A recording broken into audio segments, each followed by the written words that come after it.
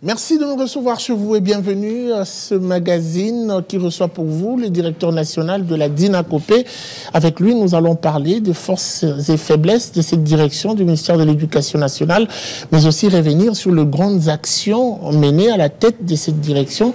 Monsieur Mbaka est notre invité, bienvenue à vous. Merci. Alors, beaucoup ne vous connaissent pas assez. J'aimerais vous laisser quelques poussières de minutes pour vous présenter. Qui êtes-vous exactement, à part le fait d'être le responsable numéro 1 de la DINACOPé? Un petit parcours de vous. Ben, si je dois donner qui je suis, là, ce serait très difficile, c'est trop philosophique, puisque Mbaka, c'est le nom qu'on m'a donné, c'est pas mon identité. Oui. Je suis un homme créé à l'image de Dieu. Parvenu à la DINACOPé, tombé de manière fortuite, ou vous avez un parcours? J'ai un parcours parce que même les petits Français qui a été à la genèse de ces services, je crois que mon petit vocabulaire s'y trouve du temps de son Excellence, Monsieur le ministre Nzégué, commissaire d'État à l'époque. Alors, lorsque vous regardez aujourd'hui cette direction, vous êtes parmi les piliers de la DINACOPé, à l'époque, CECOPé. Aujourd'hui, lorsque vous êtes face à ces deux tableaux, comment réagissez-vous? La DINACOPé d'hier et d'aujourd'hui? Eh bien, je reconnais les qualités, certaines qualités qui marquent la dernière version, face à la première, mais je reconnais aussi que la première était la meilleure, parce que dans la première, il y avait l'esprit et la lettre, mais dans la seconde, je trouve plus la lettre que l'esprit. Alors, on doit y aller vite. Vous êtes déjà à peine nommé par Madame la ministre d'État, Raissa Malou, pour ne pas le citer.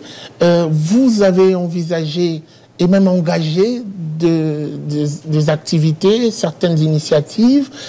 Est-ce que vous avez pris le temps de faire une autopsie? Puisque d'ailleurs, c'est le complément de ma question, beaucoup vous reprochent de vous lancer de manière prématurée dans les différentes initiatives menées. Prématuré par rapport à quoi? Parce que... Il vous fallait du temps. Mais quel temps? Parce que le pain quotidien de ce service, c'est le contrôle. Nous respirons le contrôle, nous mangeons le contrôle, nous dormons sur le contrôle. C'est cela même le modus vivendi de ces services. Le contrôle, c'est notre pain quotidien. Il peut venir à tout moment, il peut être demandé par la hiérarchie ou par nous-mêmes. C'est une des missions fondamentales même de ces services. Un état des lieux est indispensable. Est-ce que vous l'avez fait? C'est déjà fait. C'est déjà fait, mais ce n'est pas à vous que je vais le donner. J'ai donné l'état des lieux à la hiérarchie. Très bien. Alors, qu'est-ce qu'il en ressort en grande ligne de cet état des lieux? Qu'est-ce qu'il en ressort en grande ligne? Il en ressort la défiguration même de ces services, avec le non-respect des organigrammes, les pléthores qui dépassent la norme, et même les retours de ce qu'on avait craint à la genèse de ces services, qui était une demande même des enseignants, même plus des Fonds monétaires internationaux et de la Banque mondiale. Les partenaires financiers étaient très contents de ces services, qui avaient même inspiré le modèle au Madagascar et à tous les autres pays d'Afrique subsaharienne. On a l'impression de constater une sorte d'aporie en vous entendant parler au regard de tous les éloges qui ont été présentés face à ce service, notamment avec l'ancien responsable de la DINACOPé. Nous avons vu même le rapport de certains audits qui ont félicité le service. Nous avons vu les réformes applaudies à la tête de cette direction.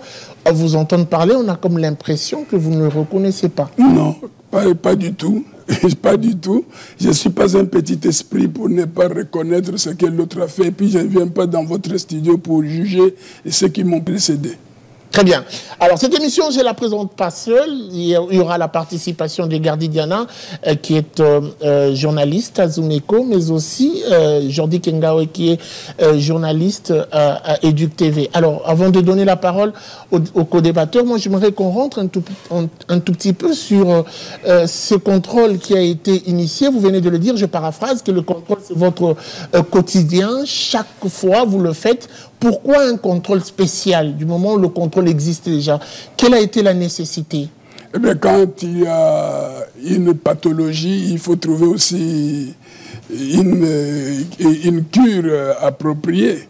C'est dans ce sens-là, moi j'ai trouvé la pathologie, je dois chercher des grands mots, des grands remèdes, je devais aller au plus vite que possible, n'utilisant que la ville-province de Kinshasa comme échantillon, parce que n'oubliez pas, ces contrôles, c'est une demande de la concertation, la commission paritaire, banque gouvernementale, banque syndicale. Ce sont eux qui ont demandé ces contrôles, et moi je donne tout simplement la lumière à la hiérarchie, que Kinshasa va nous servir de point de départ pour toute la République. Qu'est-ce que vous recherchez exactement entre les lignes derrière ce contrôle? Eh bien, je recherche tout ce qui est contraire à l'esprit de ce service, c'est-à-dire les agents qui sont là sans acte administratif ou juridique, les structures qui sont ouvertes, payées, sans acte, puisque les contrôles dans notre service exigent l'application et le respect des institutions.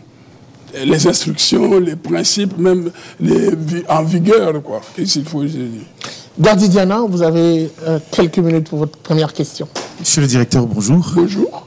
Alors, j'aurais bien voulu poser la question sur les caractères explicites de l'esprit de la DINACOPé. Vous avez parlé tout à l'heure, la lettre est là, on comprend la forme de la direction, exact. Mais en interne, l'esprit a disparu. Exact. De manière claire, au-delà de ce que vous... Parce que sur la ligne, j'ai compris qu'il y a certaines directions qui ont existé sans acte juridique, mais en dehors de ça, quand on parle de l'esprit d'INACOPé, l'esprit originel, de quoi s'agit-il? Et je profite pour poser une deuxième question directement. Elle viendra. Qu'il réponde à la première, comme ça vous prendrez le temps de poser la deuxième. Les deux questions sont liées. Ah d'accord, une sous-question alors. En fait, une forme de sous-question. Ouais, allez-y. Est-ce qu'aujourd'hui, l'attraction qui caractérise le pléthore à la DINACOPé n'est pas justement le côté avantageux dans la rémunération de ces directions, contrairement à toutes les autres directions de l'EPST?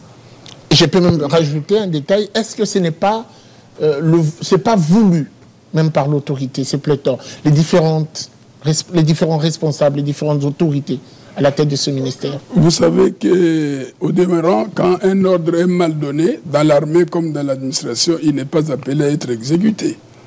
Et de deux, l'esprit dans la DINACOPé, si je parle de l'esprit, je voudrais parler des missions premières et des modes même opératoires de ces services.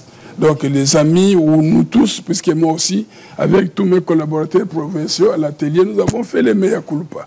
Et les mea culpa, nous l'avons fait devant les enseignants qui sont bénéficiaires de ces services stratégiques. Vous avez reconnu vos faiblesses. Nous avons reconnu nos faiblesses et que nous devons les corriger. Et non seulement les reconnaître, mais il faut les corriger. Très bien. La question, Gardi Diana, c'était plus... La deuxième question, est-ce qu'aujourd'hui, le caractère avantageux en termes de rémunération à l'INACOPé n'est pas l'élément attractif pour le pléthore dans ces services? Non, c'est possible, mais je ne crois pas, parce que le pléthore est plutôt plus urbain. C'est au niveau plus de la ville de Kinshasa. Je donne un exemple. À Kassangoulou, à Madimba, ici, il y a une antenne de 4 agents, alors qu'ici, à Mongafou, il y a une antenne de 200.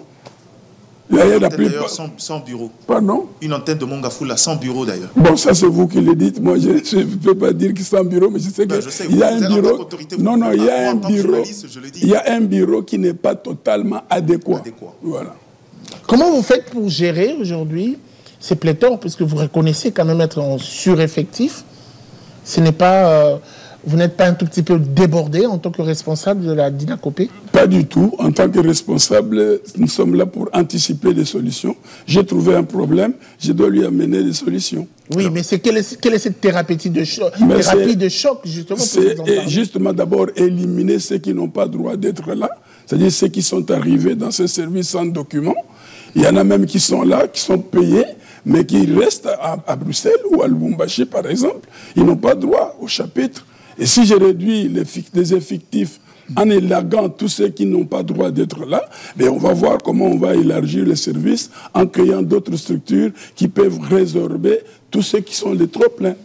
Alors, directeur, tout à l'heure, vous avez évoqué un pan de la DINACOPé que beaucoup de gens ne connaissent pas. Aujourd'hui, quand on parle d'INACOPé, la seule mission qui est mise en avant et que tout le monde connaît, c'est la préparation de la paye des enseignants. Est-ce que, de manière pédagogique, en dehors de cette mission principale, quelles sont les autres missions de la DINACOPé dans l'administration de l'EPST? Voilà, elles sont un peu nombreuses, mais à la volée, je vais dire en dehors de la préparation de la paye, il y a les effectifs à contrôler, à maintenir les effectifs selon les organigrammes et dresser les répertoires au niveau de toutes les structures en faveur de la hiérarchie, afin qu'on sache, par exemple, même la cartographie scolaire, il y a combien d'écoles dans tel territoire et pourquoi il y a dysfonctionnement avec d'autres écoles. Par exemple, à l'époque, avant que je ne quitte ces services en son temps, c'est le territoire de Bafasende qui est le plus vaste du Congo, mais le moins servi en termes d'effectifs. En effectifs scolaires. Ok. Alors, peut-être une dernière question. En matière de contrôle, quelle est la différence entre le contrôle de la DINACOPé et le contrôle de l'inspection générale de l'EPST? Le contrôle de l'inspection générale vise plus l'aspect pédagogique. Okay. Et nous visons plus l'aspect des effectifs, les organigrammes administratifs et au niveau des finances. Quels sont les éléments qui rentrent en musique pour assurer ce contrôle de la DINACOPé? Vous le faites sur base de quoi? Je le dis parce que certains vous reprochent, vous, d'être dans un contrôle complaisant. Bon, quand il manque d'informations, ils seront évasifs. Le contrôle de la DINACOPé ne part pas du néant. La base, c'est le respect des instructions et des textes juridiques en vigueur. Je donne un exemple. Une antenne qui existe sans arrêter, qu'il a créée. Ce n'est pas une antenne.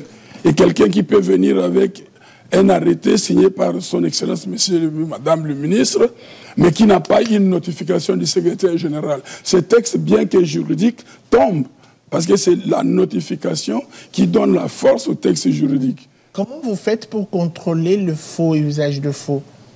Le ministère de l'Éducation nationale avez-vous une technique appropriée ou des outils? Reproché dans cet aspect de choses, on doit le dire, de fausses notifications, de fausses recommandations, et de fois même on trouve certains documents délivrés qui dérangent, antidatés même. Bon, comment vous faites? S'il vous plaît, nous cherchons à voir d'abord les textes originaux.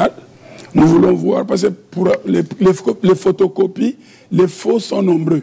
Mais le vrai n'a qu'un seul exemplaire. Par exemple, maintenant, vous n'allez pas me produire un billet de 400 francs congolais.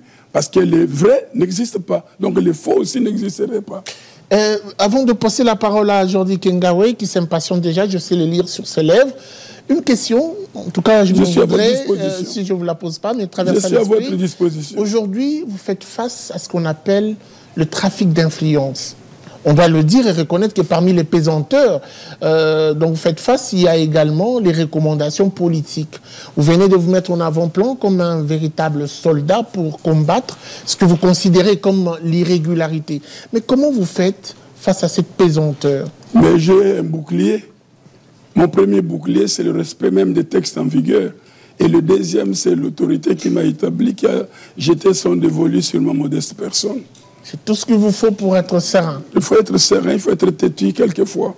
Très bien. Parce qu'on ne peut pas être contrôleur avec complaisance. Il ne faut pas la complaisance. Il faut être intègre et que la vérité reste têtue. Très bien. Gardi Kengawe. Monsieur le directeur, bonjour. Bonjour. Première question, on va un peu parler des résultats. Vous avez dit le contrôle, c'est votre quotidien. Vous vous levez, vous dormez, c'est le contrôle. Après le contrôle que vous avez diligenté, vous avez pu capter 310 millions de francs congolais et puis aligner à la paye 750 enseignants. Exact. Ce contrôle existait déjà avant. Comment expliquer qu'on n'avait pas pu capter cet argent bien avant? Mais je ne vais pas répondre à la place de ceux qui m'ont précédé. Ce n'est pas ma question. Oui, mais comment vous avez fait? C'est quoi le coup de baguette magique? Puisque, on doit le dire, ça paraît quand même... Chacun a ses méthodes. Quelles a été les vôtres? Chacun a ses méthodes. Moi, ma méthode, c'est d'abord de savoir que les faux existent. Et comme je le sais qu'il existe, comment les poursuivre, ça c'est autre chose. Est-ce qu'aujourd'hui, vous pouvez confirmer à tous ceux qui nous suivent qu'il y a quand même de l'argent dilapidé dans le circuit de paye? Dilapidé, peut-être non, mais mal utilisé. Okay. Mal servi. C'est-à-dire qu'on donne à ceux qui n'en ont pas droit. Par exemple, pouvez-vous imaginer qu'il y a des enseignants qu'on appelle NP, qui ont broyé le noir pendant très longtemps, mais qui rendent des services à la nation, mais qui ne sont pas payés. J'aimerais qu'on revienne un tout petit peu, Jordi Kengawe, avant de prendre votre deuxième temps de parole, sur les fictifs, les agents fictifs, les écoles fictives, et même le bureau, pour certains, fictif. Est-ce que cet aspect des choses existe? Il existe dans une certaine mesure où ce ne sont pas des monstres.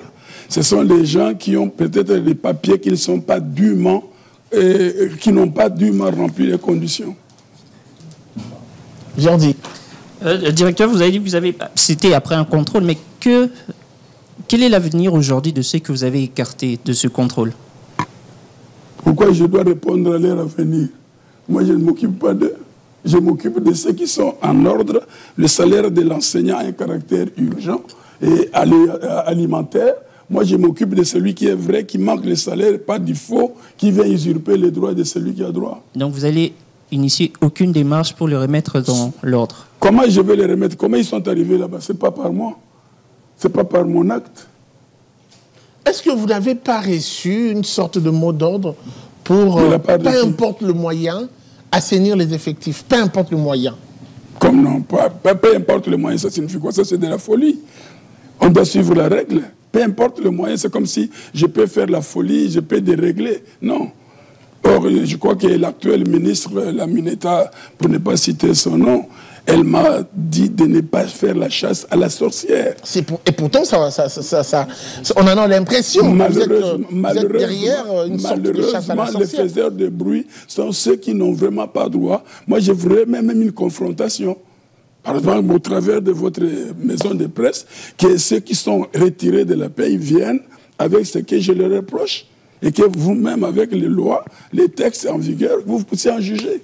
Vous avez initié le contrôle avec vos collaborateurs, en qui vous avez confiance d'ailleurs, et par la suite, vous remettez en cause le travail de ces collaborateurs en faisant une contre-vérification de ce même travail qui a été demandé par vous. Monsieur, les journalistes, que je t'appelle même Monsieur Chungu, oui. Le contrôle, la confiance n'exclut pas le contrôle. Je suis un contrôleur, je ne peux pas avoir confiance à tout le monde, même pas moi-même, parce que je peux aussi commettre une erreur. Je crois qu'une question de forme au directeur, je crois que j'ai déjà compris que c'est un technocrate, c'est qu'il fait les choses à la lettre selon le texte, parfois. Et je m'arrête là. Et il s'arrête là. Maintenant, la grande question, c'est que vous savez, on dit souvent qu'il y a deux indicateurs de la calmie sociale chez nous. C'est la fonction publique et le secteur de l'enseignement. Exact. Je suis d'accord avec vous, le fait que ceux qui sont dans l'irrégularité, ce n'est pas votre problème. Parce qu'ils sont arrivés, il y a des gens qui ont signé les actes, quoique des actes paranormaux. Exact. Maintenant, la question, c'est qu'à vous, en tant que directeur, pédagogiquement, parce que vous êtes un enseignant de base, à ceux qui se sont retrouvés dans ces cas-là, dont certains ont de compétences pour pouvoir le faire, mais la procédure a péché. Quel serait le conseil que vous leur donnerez? Et surtout, on sait qu'aujourd'hui, en termes d'enseignants, il y a toujours un besoin, semble-t-il. Mais quand je parle du retour aux fondamentaux, ça signifie aussi, entre autres, retour à la procédure. Parce que j'aimerais bien être attentif aux cris de ceux qui sont en ordre, qui ne sont pas payés, qui sont représentés par le banc syndical, que d'écouter les cris de ceux qui n'ont pas respecté la procédure. Entre vous et moi, lesquels choisirez-vous si vous étiez à ma place? Je sais qu'il y a un choix à faire. Moi, je pose la question, lesquels choisirez-vous si vous étiez à ma place? Malheureusement, par le principe, je crois que la seule personne habilitée à répondre aux questions, ça sera vous. Non, c'est pas moi. Comment ils sont arrivés là? Non, mais je crois que sur le plateau, nous on pose des questions, vous répondez. Non, mais je peux vous répondre aussi par une question. Malheureusement, moi, je ne suis pas, à moins que Chung me le donne. Je suis philosophe. N'oubliez pas, je suis philosophe de formation. Très bien. On a compris. Si vous m'amenez par la maïétique socratique, alors je vais m'engager sur ça aussi. On va prendre un détail important, car Diana, j'ai rebondi dessus. Je suis d'accord. Vous parlez d'être technocrate et que le reste, vous tournez le dos. Moi, j'aimerais poser une question très importante, surtout qui revient très souvent. Les nouvelles unités, existent-elles ou pas au ministère de l'Éducation nationale à ce jour? Les nouvelles unités, selon les termes, enfin, que s'il faut parler des termes locaux du service, les nouvelles unités, nous ne les connaissons pas. Nous connaissons les NP, les nouvelles unités non payées. Pourquoi? Je vais m'expliquer. Allez-y. Les nouvelles unités sont dans le pipeline administratif. C'est-à-dire que c'est un enseignant qui vient d'être engagé et son dossier est en circulation. Il n'est pas encore entré dans notre base de données.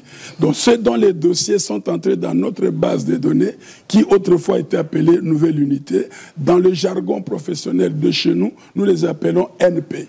NP, c'est-à-dire une nouvelle unité avec un numéro d'identifiant. Déjà, dans la base de données, donc il est déjà informatiquement pris en charge, mais le salaire n'est pas encore. Qu'est-ce que vous faites de toutes ces personnes qui jusqu'ici n'ont pas de numéro identifiant ces copés, qui continuent à traîner dans les différents bureaux gestionnaires? Non, c'est là, c'est-à-dire qu'ils sont ignorés par mon service. Ils sont à la disposition des gestionnaires. Mais ils détiennent des actes d'engagement, des arrêtés, des notifications. Non, pas nécessairement. Pas nécessairement. C'est-à-dire qu'un acte d'engagement, c'est celui que moi j'ai contrôlé, mes services ont contrôlé et approuvé. Que diriez-vous de ceux qui détiennent ces actes d'engagement sans avoir un identifiant ces copés? Mais je les ignore parce qu'ils ne sont pas encore enregistrés dans ma base de données. Le temps qu'ils arrivent, puisqu'il y a un processus, le temps qu'ils arrivent de l'antenne ou de d'abord du bureau gestionnaire de l'école jusqu'à notre antenne. Parce que vous dites que vous les ignorez, c'est-à-dire quoi? Je les ignore dans ce sens que...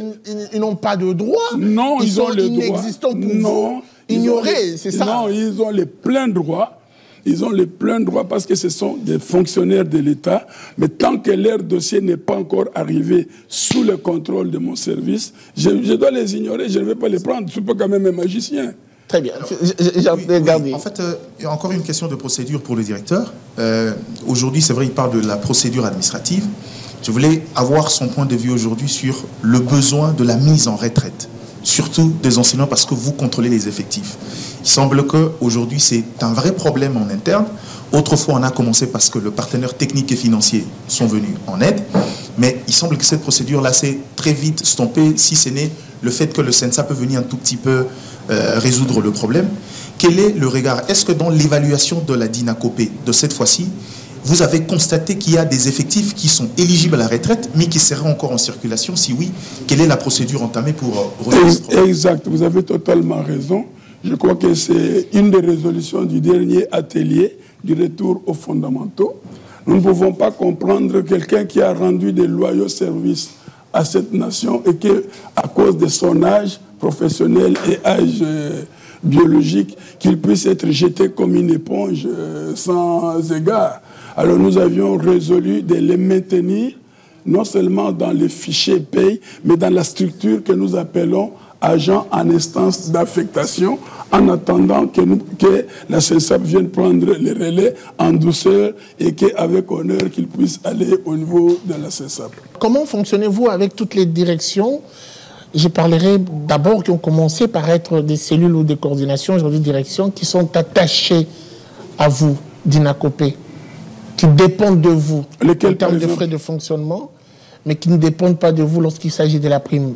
Je parlerai de la DGC, par exemple, aujourd'hui, qui reçoit directement son frais de fonctionnement de la DINACOPé. Je parlerai de la RTDUC aussi, qui reçoit les frais de fonctionnement directement de la DINACOPé, mais lorsqu'il s'agit de frais, des primes plutôt, on constate plutôt qu'il y a une sorte de poids de mesure. Des poids de mesure qui relèvent de qui?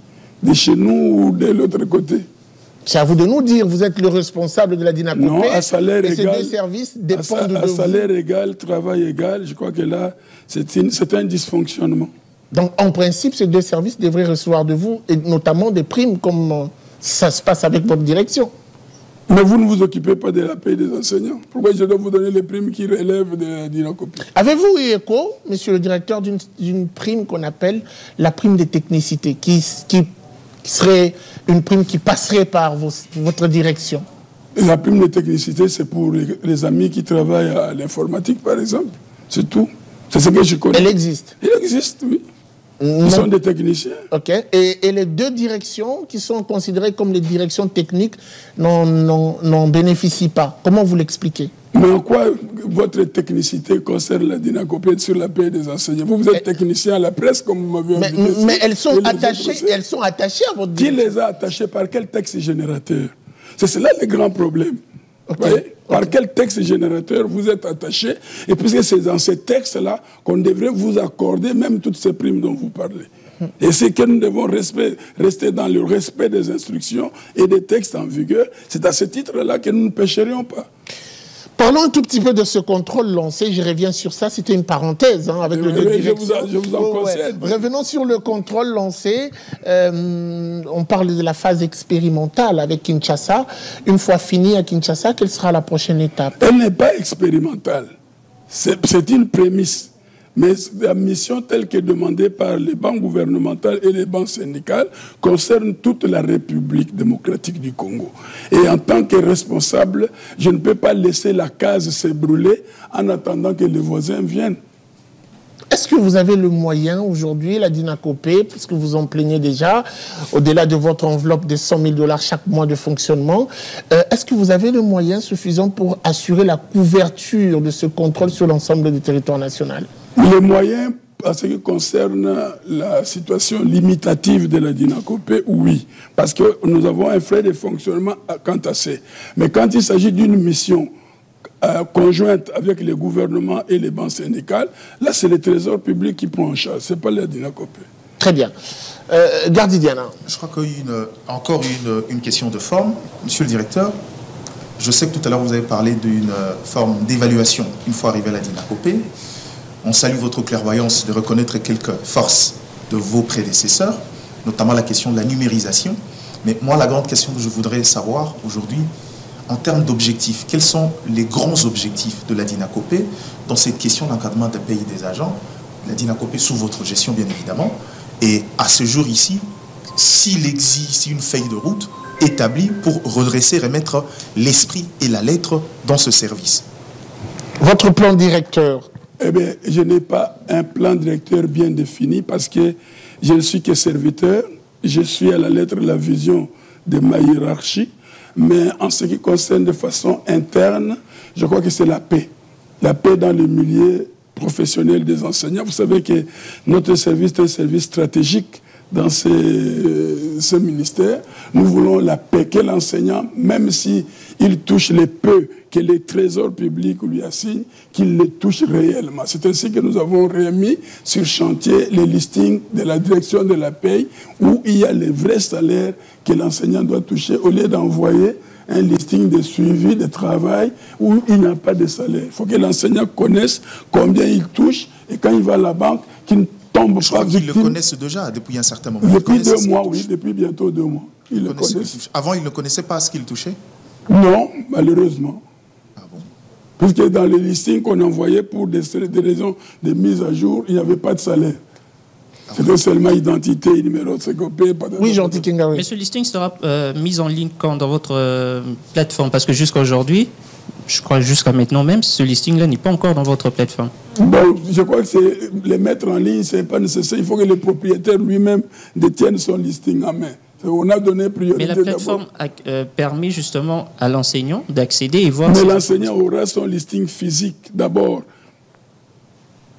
Dans toutes les écoles, les listings sont là. Et si vous les souhaitez, bon, moi, ça ne me coûte rien pour les balancer avec la numérisation obligeante. On a comme l'impression qu'il y a trop de secrets au niveau de la DINACOPé et il y a trop de restrictions, surtout mais il n'y a aucun secret. Vous la savez, mise en ligne. On se pose des questions de fois. Écoutez, il n'y a aucun secret, mais vous savez quand même que les salaires d'un individu partout dans le monde, c'est quand même un secret, monsieur. Très bien. Alors, parlons de ces salaires, mais beaucoup plus avec les banques qui sont appelées à assurer la paie de ces enseignants. Votre collaboration aujourd'hui avec ces différentes banques, il y a des problèmes qui se constatent, notamment dans la régularité de la paie et le retard de la paie. Qu'est-ce que vous avez déjà envisagé à votre niveau en termes de collaboration avec ces différentes banques pour résolver le problème? La collaboration avec les opérateurs de paie est de façon générale dans la solidarité du gouvernement, parce qu'il y a un service attitré, le comité de suivi paie, de tous les fonctionnaires et tous les enseignants de l'État dans toute la République, qui est dirigé par un comité au niveau du ministère des Finances. Mais dans la chaîne des dépenses publiques, nous sommes tous collaborateurs dans la chaîne. Nous préparons, nous donnons au ministère du Budget au travers de la direction des payes. Le ministère du Budget donne au ministère des Finances au travers de l'OD et l'OD va dans les banques. En passant, nous n'avons pas un mot à dire aux banques. Les banques relèvent des finances et de la Banque centrale, bien sûr. Aujourd'hui, en toute franchise, vous êtes arrivé à la tête de cette direction. Vous avez sûrement balayé ce qui n'est pas bon pour vous, mais vous allez quand même vous reposer sur ce qui a été bien fait, amélioré. Alors la question, quelles sont les grandes actions sur lesquelles vous allez reposer les vôtres pour démarrer? Que vous avez hérité de vos prédécesseurs, les bonnes et les bonnes actions? Bon, moi je crois que, comme tu l'as dit, les bonnes actions méritent de rester. Oui. Et les mauvaises, on les corrige. C'est comme toi, ton corps peut avoir une bonne santé quelque part, mais ton oreille peut être malade. Je reste sur ma soif. Voilà. Quelles sont ces bonnes actions et ces grandes actions de vos prédécesseurs sur lesquelles vous allez démarrer? Je ne suis pas prophète, mais le travail de l'informatique est déjà très avancé. Parce que moi, quand j'étais à l'époque, c'était l'informatique venait à peine. Nous étions les seuls services publics de l'État à avoir les services informatiques grâce à la coopération technique belge, belgo-congolaise. Gardidiana. Alors, une question encore. Est-ce que vous n'êtes pas aussi, en quelque sorte, un syndicat des enseignants pour présenter le vrai besoin au niveau du gouvernement? La DINACOPE participe à la conférence budgétaire, comme tous les autres services publics.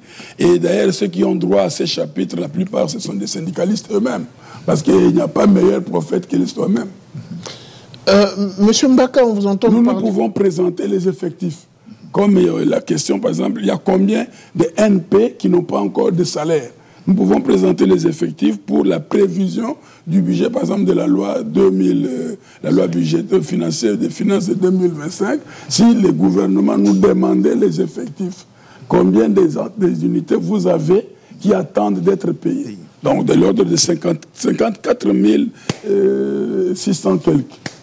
Très bien. Monsieur Mbaka, on vous entend parler, d'ailleurs je vais revenir un peu plus loin. Je suis à votre disposition. Vous avez parlé de la DINACOPE d'hier et d'aujourd'hui.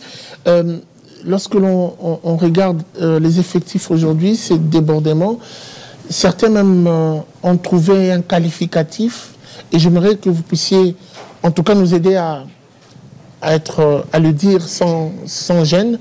Est-ce qu'aujourd'hui vous pouvez confirmer qu'il y a le phénomène Ngoulou dans les différents bureaux gestionnaires, des personnes non identifiées qui touchent quand même l'argent et qui se permettent comme ça d'être à leur aise? Mais je n'ai pas à le confirmer, je voulais prouver par les 750 enseignants qui vont toucher leur salaire que l'argent n'est pas venu d'un nouveau budget de l'État, c'est juste l'enveloppe qui est déjà dans nos murs. Ce sont des Ngoulou pour vous. Bon, appelez-les Ngoulou comme vous voulez, lapin, Ngoulou, tout ce que vous voulez. Ça dépend de chaque terme, chaque auteur. Toi, tu as ton terme, mais moi, je ne sais pas les miens. Alors, lorsque vous regardez le tableau actuel de la DINACOPE, face à vos valeurs à vous, parce que je dois dire qu'une ou deux fois, vous avez refusé de céder aux anti-valeurs. Lorsque vous regardez la DINACOPE d'aujourd'hui, ça vous est déjà arrivé d'être tenté de démissionner? Démissionner n'est pas responsable, surtout à la fonction publique. Déjà, moi, je ne suis pas politique. Jamais. Je ne suis pas politique. Je ne démissionne pas. Pourquoi? Parce que je ne fais pas même un mandat, je fais une carrière. Et pourtant, dans votre parcours, ça semblait avoir eu lieu. Mais je ne veux pas démissionner. À un certain moment, une certaine période. J'ai été limogé, c'est normal, la volonté politique, si elle ne veut pas de vous. Je sais pas. Moi, je fais une carrière, je ne fais pas un mandat. Je suis dans ma carrière jusqu'à ce que je serai retraité. Je suis le bon chemin de ma carrière. Et peu importe le niveau penché de l'arbre, vous résisterez sans être tenté d'y aller? Non. Pourquoi je dois démissionner? Si, pour ne pas démissionner, je préfère faire mon travail comme élève. Très bien. Gardidiana. Alors, la question qui me vient à l'esprit, monsieur le directeur, aujourd'hui, c'est peut-être un état de lieu de manière générale. Je sais que aujourd'hui, est-ce qu'il y a-t-il encore un besoin de recrutement d'enseignants au niveau du sous-secteur de la FST via la DINACOPE? S'il y en a, est-ce que cela concerne quelle agglomération et est-ce que le besoin était présenté à l'autorité pour que cela soit résolu? Écoutez, le besoin pour avoir engagé les enseignants, ça ne relève pas de la compétence de mon service, mais les Congolais ne cessent pas de mettre au monde, et surtout avec la politique heureuse de la gratuité du chef de l'État et de la maternité gratuite, de l'enseignement primaire gratuit. Je crois que les Congolais ont droit de nous donner de la matière, c'est-à-dire d'envoyer un grand nombre d'élèves dans les écoles. Je crois que quand il y a un grand nombre d'élèves, il y aura aussi un grand nombre d'écoles, puisque les effets induits de la gratuité en répondent. Pour ce que vous parlez des effets induits de la gratuité, est-ce qu'aujourd'hui la DINACOPE a un rôle à jouer dans la gestion de ces effets? par ces ressources? Parce que dans le passé, je vous dis que ce n'est pas une question, on a vu dans le passé que la Dinakopé de temps en temps est intervenue dans la gestion de ces effets induits. Est-ce qu'avec vous, on peut espérer que la Dinakopé, dans ce peu de ressources, peut intervenir? Mais c'est ce que nous venons de faire tout à l'heure avec les 750 enseignants que nous venons de payer. Nous accompagnons le gouvernement dans la transparence. Ce sont les enseignants du niveau primaire? Non, du niveau primaire, à Kinshasa, il n'y en a plus. Vous avez épuré. C'est le secondaire. Normalement, pour toute la République, les primaires, ça devient une exception. Ce n'est plus un fait ou une loi. Donc, puisqu'avec la gratuité, nous avons eu l'obligation de payer en priorité tous les enseignants du primaire. Jordi? Directeur, après Kinshasa, quelle sera la prochaine étape? Eh bien, toutes les provinces seront la prochaine étape.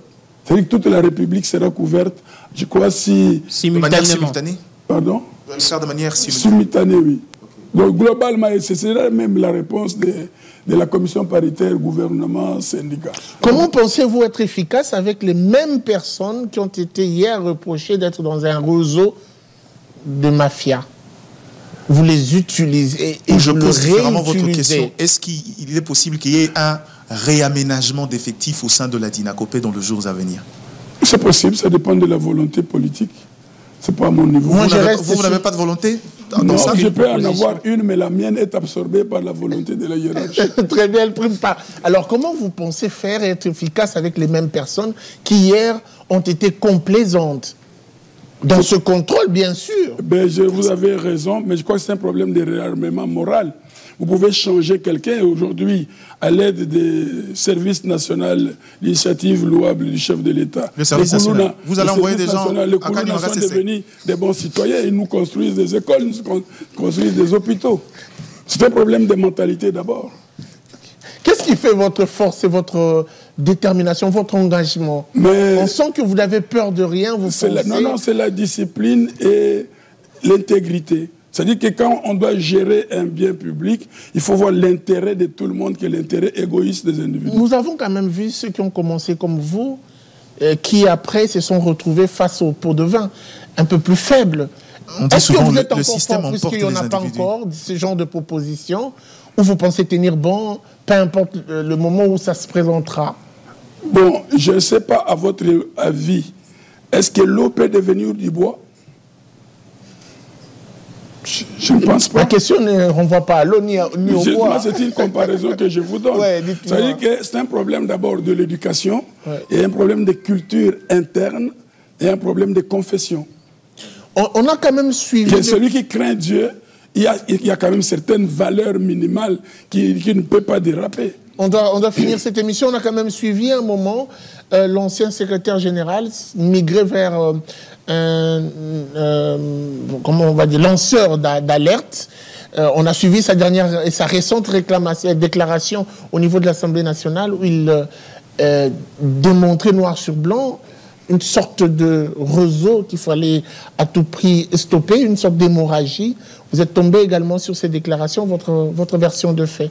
Il accuse d'ailleurs la Dinakopé. Non, malheureusement, il n'accuse pas la Dinakopé parce qu'il était aussi directeur de la Dinakopé.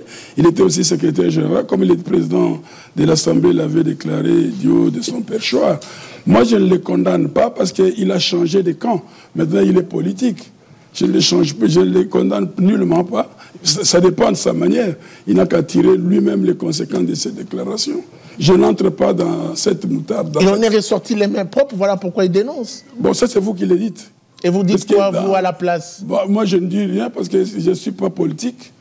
Moi, je suis administratif et je reste dans les statuts. Y a-t-il des reproches aujourd'hui à faire? Pardon? Y a-t-il des reproches aujourd'hui à faire? À qui? À la personne, lanceur d'alerte. C'est pas moi qui dois lui faire des reproches. Il a ses égos politiques, pas moi. Très bien. On va vous laisser le temps de lancer un message aux enseignants, mais aussi aux différents agents de bureaux gestionnaires qui, d'ailleurs, pour certains, s'impatientent de vous recevoir dans leur mur pour ce contrôle qui a commencé. Aux enseignants, je n'ai pas un message. La confiance se mérite. Et il faut que je mérite leur confiance. Je n'ai pas un message à leur donner. Et puis, ça doit se démontrer. Et pourtant qu'ils vous traitent d'être un peu plus dur avec eux. Je vous ai déjà dit, qui me traite d'être dur, ce ne sont pas les ayants droit. Parce qu'aucun enseignant de bon sens, peut condamner ce que je fais. Parce que c'est en sa faveur. Alors pour les agents de mon service, les salaires, comme je l'ai dit au début, les salaires ont un caractère alimentaire et tout dans notre service doit revêtir le caractère d'urgence. Parce qu'il en va de la vie de l'enseignant, de sa petite famille. Vous créez une sorte de psychose en vous regardant votre façon de faire. C'est voulu? Eh bien, écoutez, un contrôleur qui ne se fait pas craindre n'en est pas un. Si je suis venu peut-être avec ces parfums, vous avez raison de me lire sur ces lunettes. Alors, on va quand même parler également de l'inspection générale des finances. Ça sera ma dernière question, à moins qu'il y ait d'autres questions de l'autre côté. Oui. L'IGF, qui a les mains presque assez larges et assez longues, presque partout dans les différents ministères. L'IGF qui a un moment à la Dinakopé s'émet une sorte de terreur avec notamment les différents contrôles.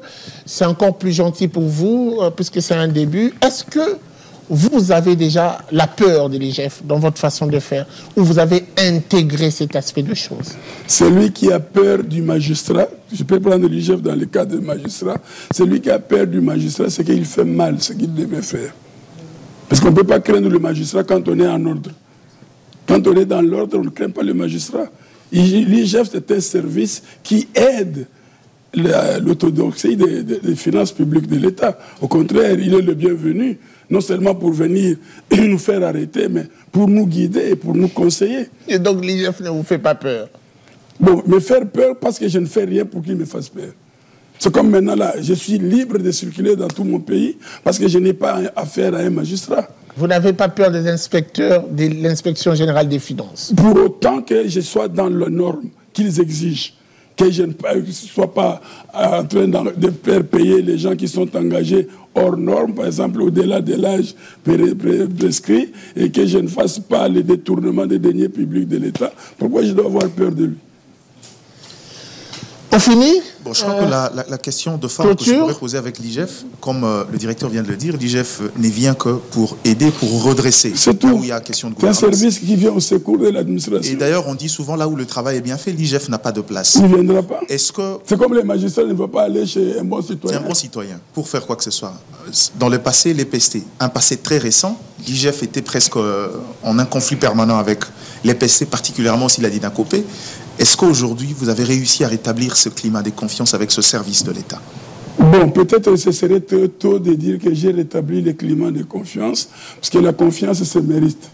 Et j'ai pu avoir le temps, pas tout, de lire les recommandations de l'IGF, les reproches de l'IGF à mes prédécesseurs. Qui étaient fondés?